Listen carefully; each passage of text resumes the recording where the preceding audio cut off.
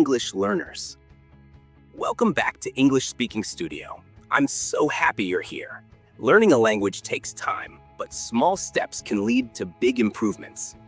Today, I'll teach you 15 useful English phrases that will help you sound more natural in daily conversations. You might have heard some before, but today you'll learn how to use them like a native speaker. I'll also give you real-world examples so you can start using them right away. Let's get started. 1. How's it going? This is a friendly way to ask someone how they are. It's more relaxed than how are you and is perfect for casual conversations. If someone asks you, how's it going? You can reply, it's going well, thanks. Pretty good. Just a bit tired today. Not bad. How about you? You can use this when you meet a friend, a classmate, or even a coworker you know well. Instead of saying hello, try using how's it going and see how naturally the conversation flows. 2. I'm just chilling. This phrase means you're relaxing, doing nothing stressful. You can use it when someone asks what you're doing and you're just at home watching TV, listening to music, or enjoying a quiet moment. For example, hey, what are you up to? Not much, just chilling at home. It's Sunday and I have no plans, just chilling with a good book. I had a busy week. I just want to chill this weekend. Next time you're relaxing, try saying, I'm just chilling, instead of, I'm doing nothing. It sounds more natural and casual. 3. Pick up. This phrase has different meanings, and it's used a lot in daily conversations. One way to use it is when you go get something or someone. I need to pick up some milk on my way home. Can you pick me up at the train station? It can also mean to learn something naturally over time.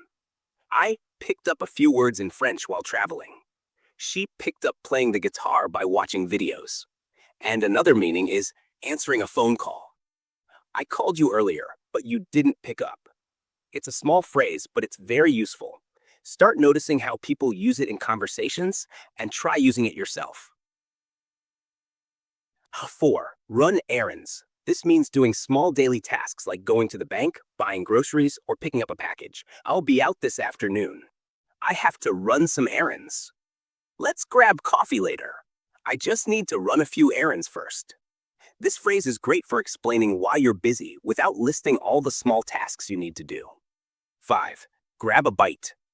This means to eat something quickly, especially when you're busy or don't have time for a full meal. I'm starving. Let's grab a bite before class. We don't have time for a big dinner. Let's just grab a quick bite. It's a very natural way to talk about eating in a hurry.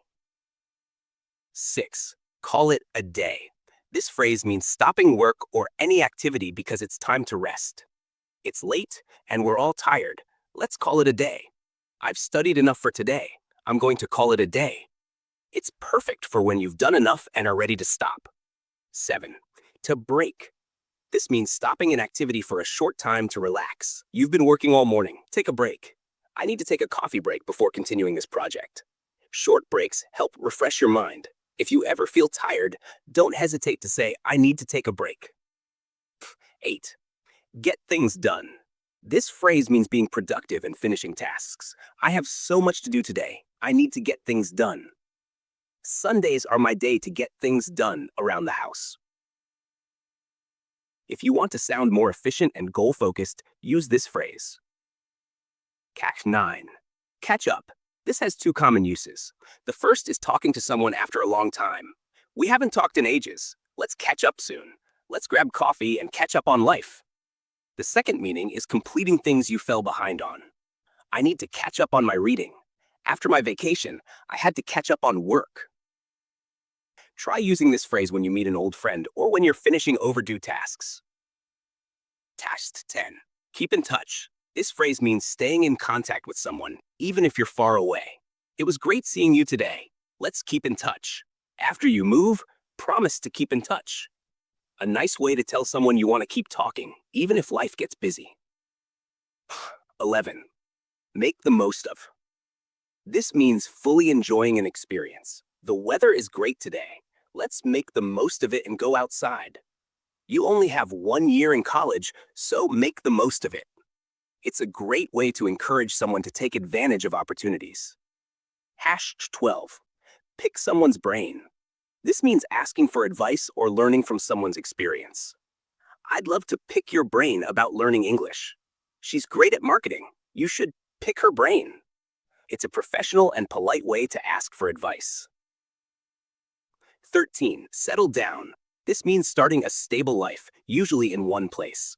After traveling for years, I'm ready to settle down. They got married and settled down in New York. If someone moves around a lot but later chooses to stay in one place, this phrase fits perfectly. Closing. We covered 15 must-know phrases today. The best way to learn them is to use them. Pick 3 phrases and try them in your conversations this week. Learning English is not about memorizing, it's about practicing. The more you use these phrases, the more natural they will feel. Thank you for listening to English Speaking Studio. Keep practicing, keep improving, and I'll see you next time.